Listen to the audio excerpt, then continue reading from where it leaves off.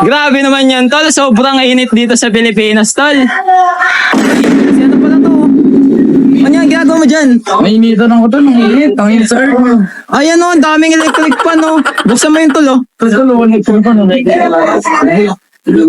Ay, gumana tol. Wala nga na ito, bulok ata to, bulok. Ayos yan. Wala, bulok ko sir oh. Posible naman. Bulok ko sir. Di yun. Ay, gumana eh. Hindi na lang ang gagana yan. Pinapaliban ko eh. Kaya nga eh. Bago na to, palit na lang, palit bago na lang. Hindi naman. Papalitan, pwede ba yung ayusin?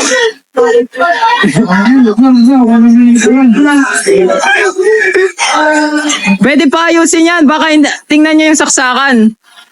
Wala, nakasaksak. Patay tayo dyan. Ayaw umana. Ayusin mo kasi ang pagsaksak. Wala, ayaw gumana. Anak ng tinapay naman o. Walang power ng electric fan. Ang dali-dali lang ayusin. Di mo pa maayos. Kapal, kupal yung electric fan to. Sige nga. Ayusin mo kasi. Ba't may nampas? Pinapaliban ko kasi nga. Hindi na ako magana yan eh. Gumagana naman yan. Ito na, hindi. Ayaw mo dyan, bulok yan. Ibenta mo na lang yan. Benta na yan, tapon na. Oo na. Tapon.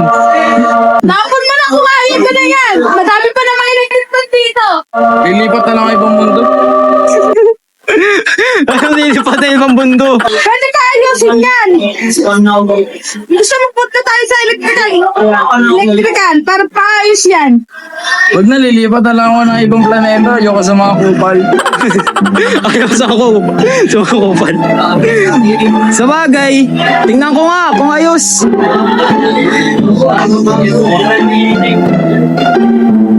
Anak na to ko, sira nga talaga tol. Sira. Sira. Sira ulo na kasama ko.